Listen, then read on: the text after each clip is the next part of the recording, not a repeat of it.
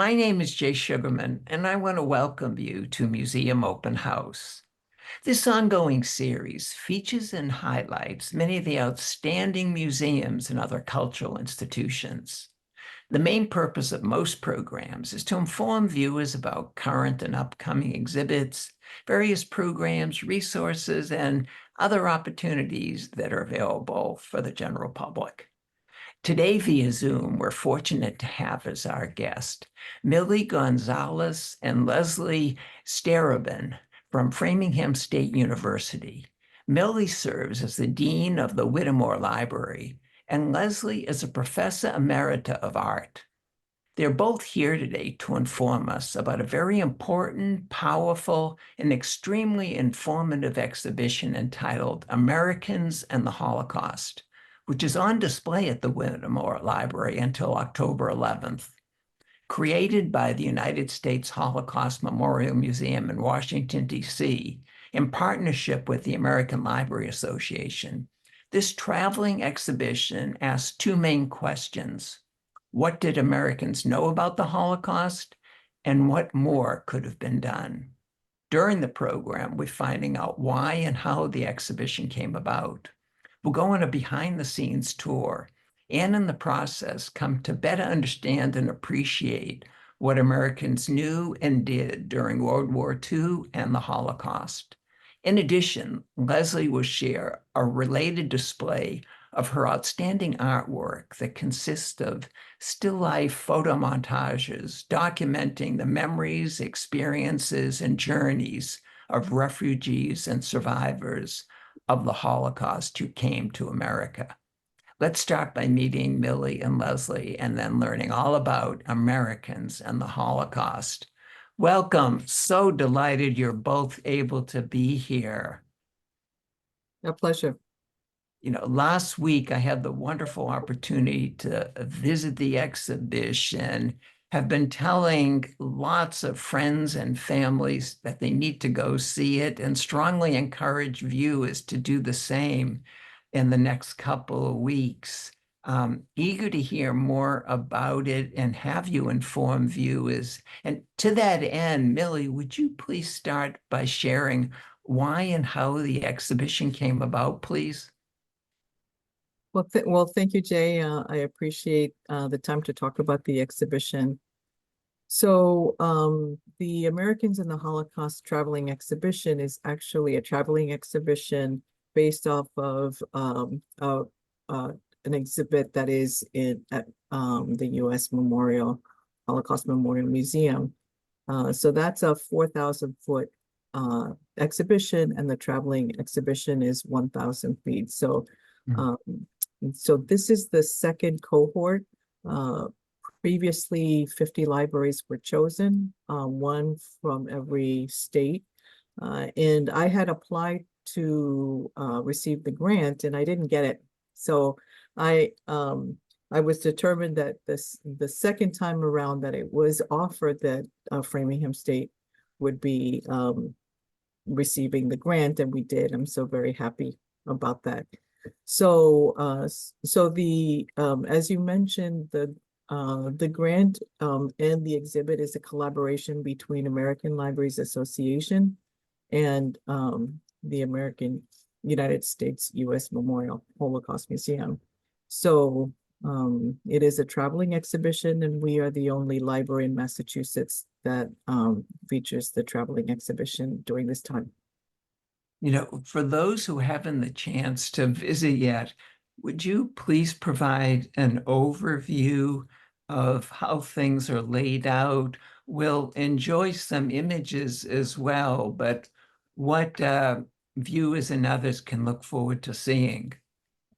Sure. And so when you enter the library, you will, the exhibit actually is on your left-hand side downstairs in the gallery.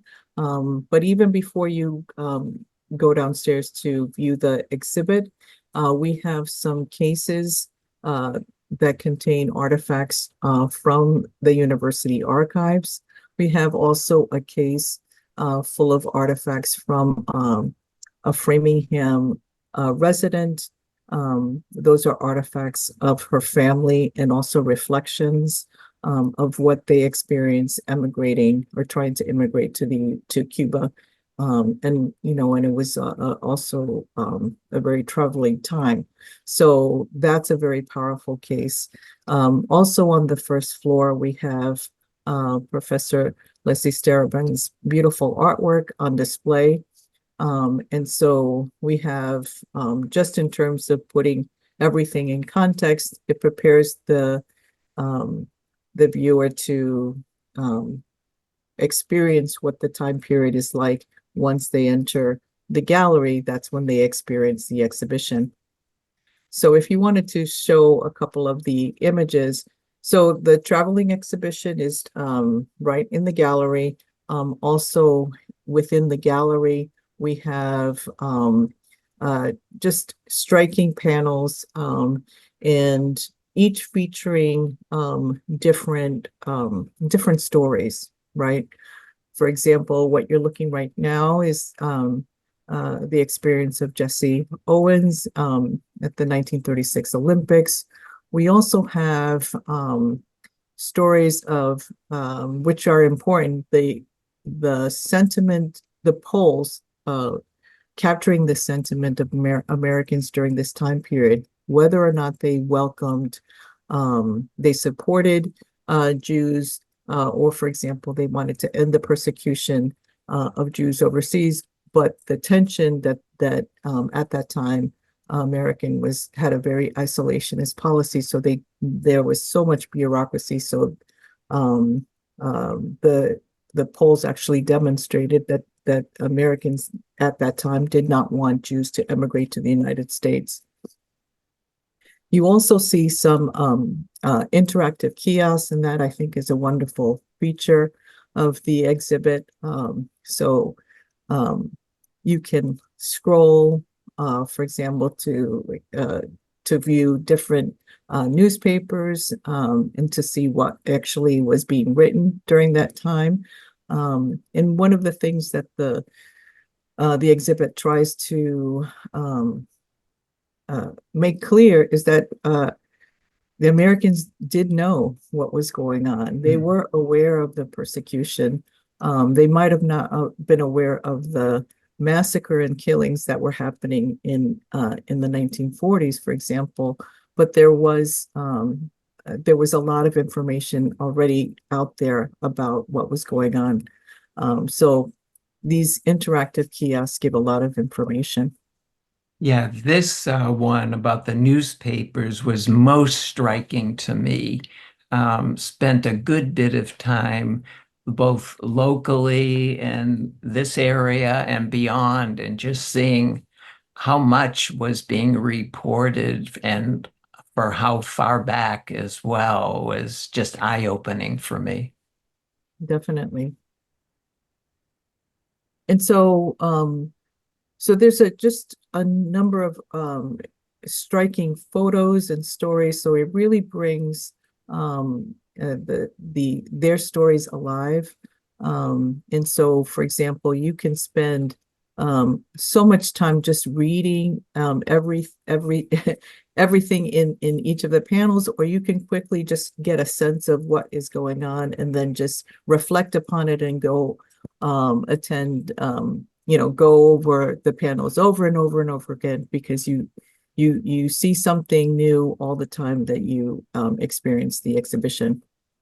And you know what I found incredibly helpful and informative was the guide that's available when you enter on the desk on the first floor. You can get a ringed guide of pages to help guide you through. Was really a wonderful resource, and definitely recommend Yes, that for I people. completely agree. And this was one of the honors of working with the museum, because they provided so much support, so much information. So what you're referring to is a docent guide. So Mm, what you experience is a self-guided tour. And so you don't necessarily have to have the docent guide, which is what you're referring to, but it yeah. is really helpful, because if you want to know a little bit more, you'll have that at your disposal, and you could get a copy of that at the front desk. Let's continue our tour. Yeah, so it's so what's wonderful about the exhibit is that you know, for example, there's a picture of an image of Roosevelt, but it's not necessarily centered on just the American government response. It is the American government response plus the people plus important actors that influenced American policy, good and bad. And so to create context around the exhibit, I used two poster exhibits from the Holocaust Museum to supplement the traveling exhibition.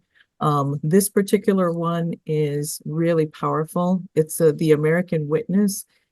It shows the American involvement, those who were captured, and then also Americans who were the liberators, and then also specific quotes from the people, whether they were a nurse, whether they were a lawyer, whether they were all sharing what they experienced when they, you know, depending on the situation. So the images are very, very powerful. Oh, a real wonderful enrichment for the whole exhibition. Yes. And this particular poster exhibition, again, it's from the Holocaust Museum. It's on propaganda and just the incredible influence that these messages impacted the American psyche and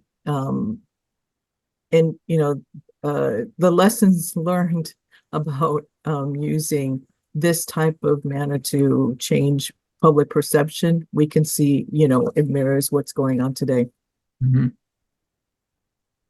And this particular poster exhibit is from the Smithsonian affiliate program. And this is also, again, supplementing a panel in the traveling exhibition that is on the Japanese internment. And this particular poster exhibit is on about the Japanese internment.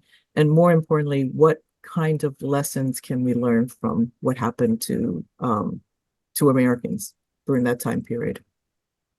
And this last one for the tour is related to the local participation.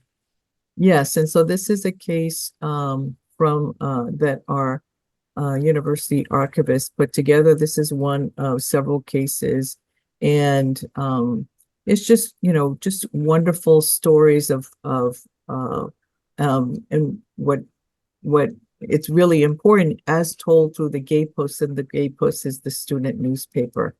Yeah. So, you know, so that is quite lovely to find out, you know, what were the students writing about during this particular time period. It's very powerful. Most definitely, most definitely. Well, there's so much more you could see and encourage people to make their way, but that was a terrific overview. And for now, we're going to move on to Leslie. Welcome you. And before we enjoy some of your informative and powerful artwork, would you share a little bit about how you got into this approach? Sure.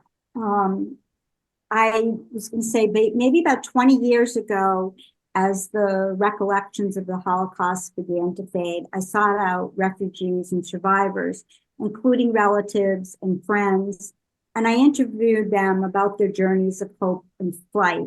And as a professor, primarily as a photographer, but I call myself a visual storyteller, I composed these still life montages from the things that people carried and passed down to their children and grandchildren. And this series was inspired in part by my maternal grandmother's gift to me when she was in her 90s. It was a box of family memorabilia.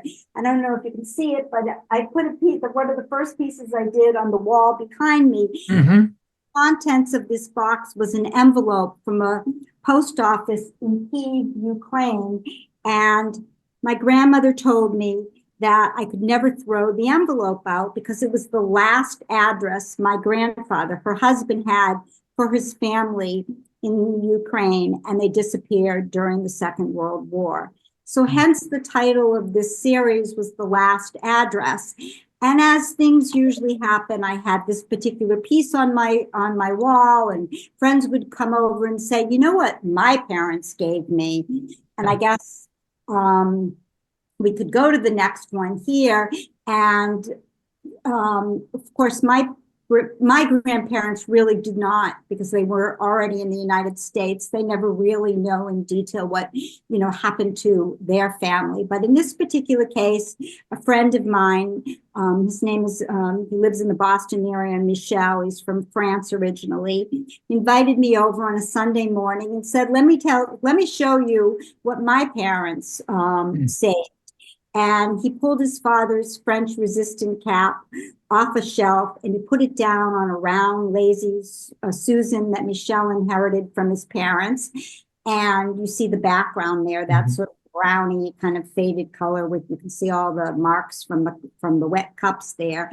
And then he pulled out his father's ID card, which you can see on the left.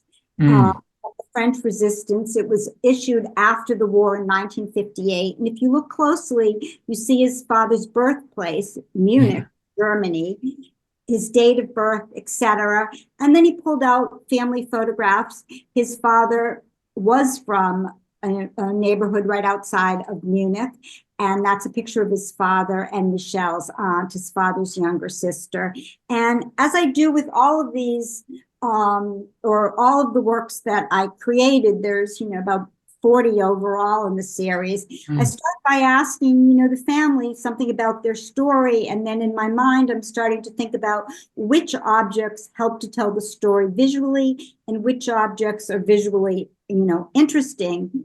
And if possible, I record the conversations. So in this particular case, I already knew this from Michel, but after the Nazis occupied France in the spring of 1940, Michel's father, whose name at birth was Joseph Scheinman, was captured.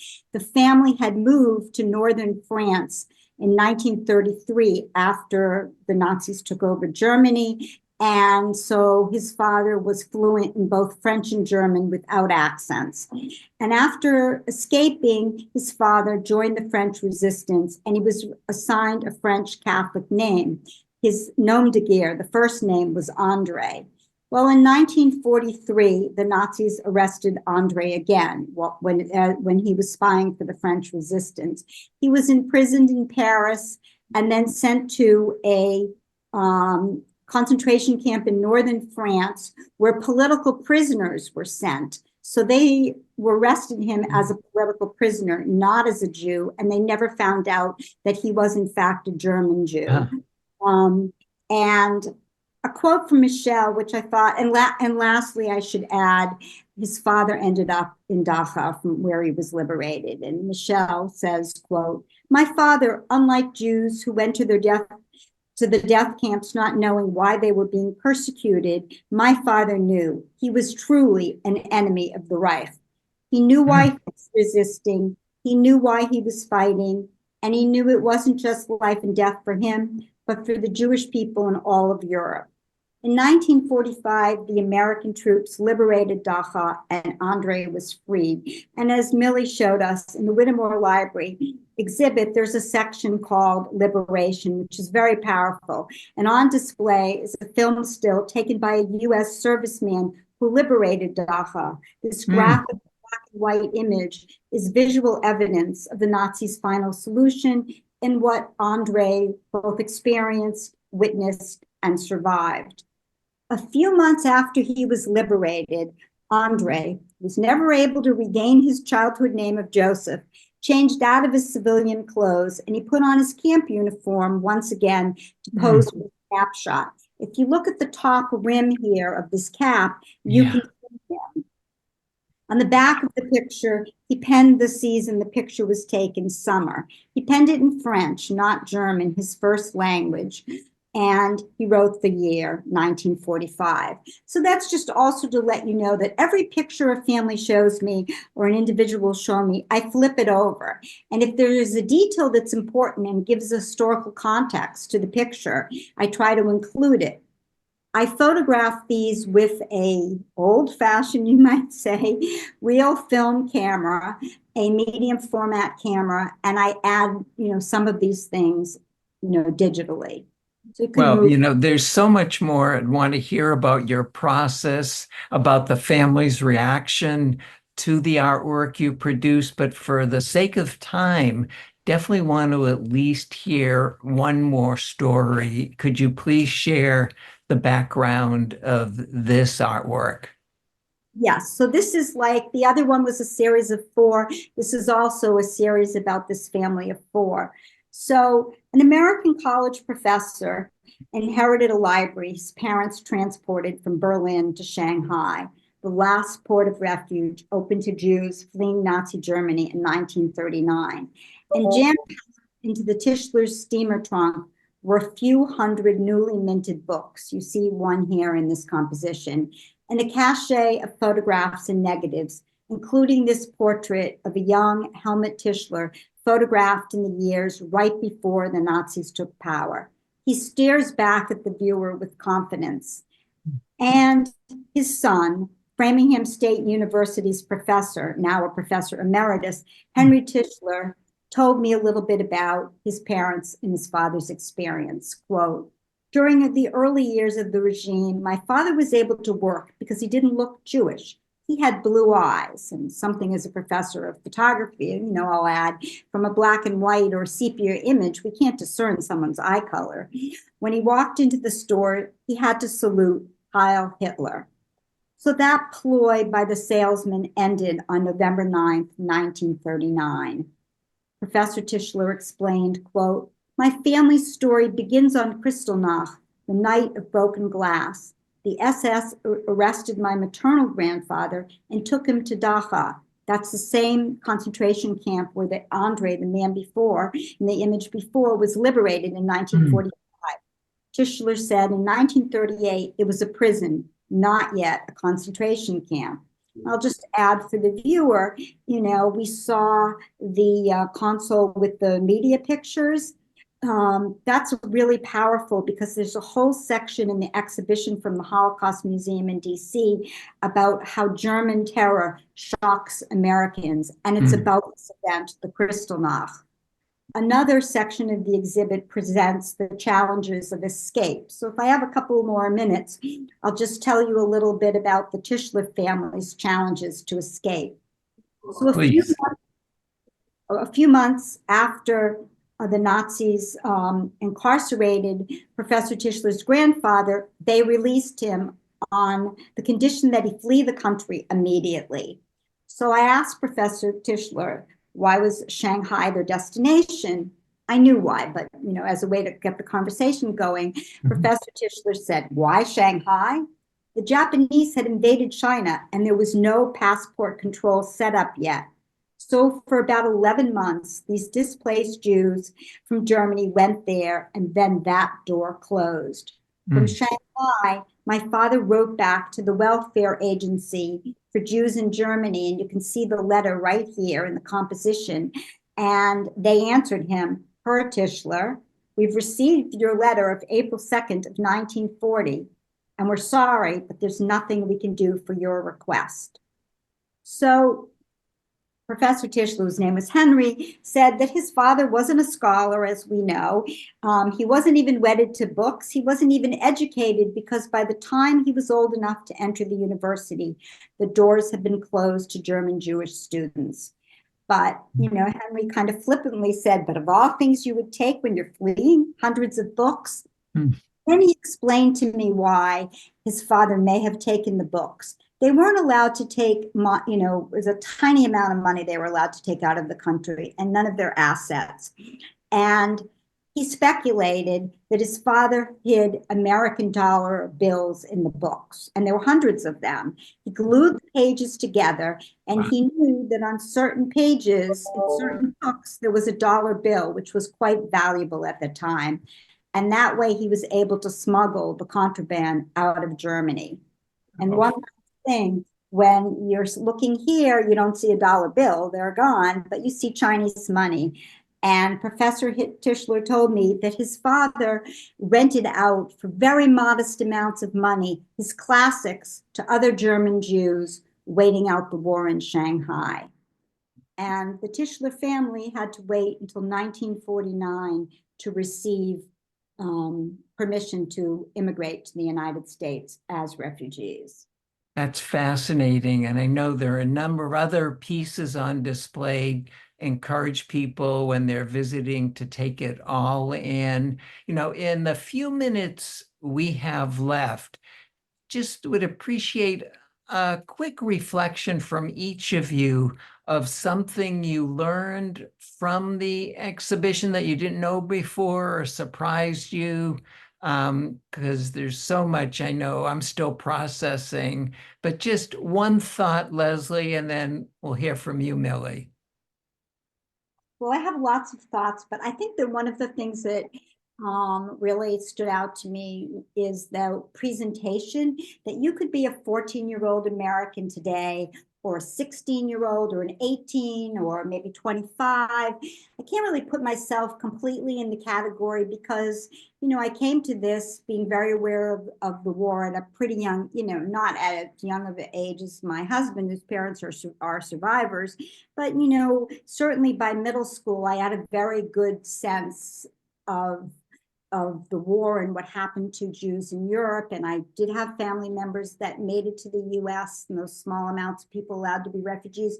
But I went through this thinking, wow, you know, I could bring a 13-year-old through who maybe doesn't know anything, and they can stand there and really kind of appreciate what maybe their grandparents or their great-grandparents, I would say, if they're that young, their great-grandparents would have known at a particular time, and what they would have been seeing in the media. I thought there was a really wonderful way that they used not just the newspapers, which I thought was terrific, like you mentioned, but also, you know, the film clips that people would see when they went to the movies at that particular time. So I can stop there. I could go on, but Millie? Yeah, in the minute and a half or so, Millie, a reflection of yours. So this was a very impactful experience for me, putting together the application and then actually seeing at the university and then watching students and faculty and the community members walk through the panel. So to me, personally, I was surprised at how much I was just not aware of the Holocaust, the experience of anti-Semitism in America during that time, how much I was not taught. You know, this is American history. So I was just, so that was my first experience, just realizing how much I needed to learn. Right. Yeah, no, it's eye-opening for anyone, no matter how much background information you might have, because it's just extraordinarily done. And congratulations to you for bringing it to Framingham State University. Unfortunately, we've come to the end of the time. There's so much more to learn about this. And I think you've given viewers a wonderful overview, introduction, and encouragement to visit the library before October 11th.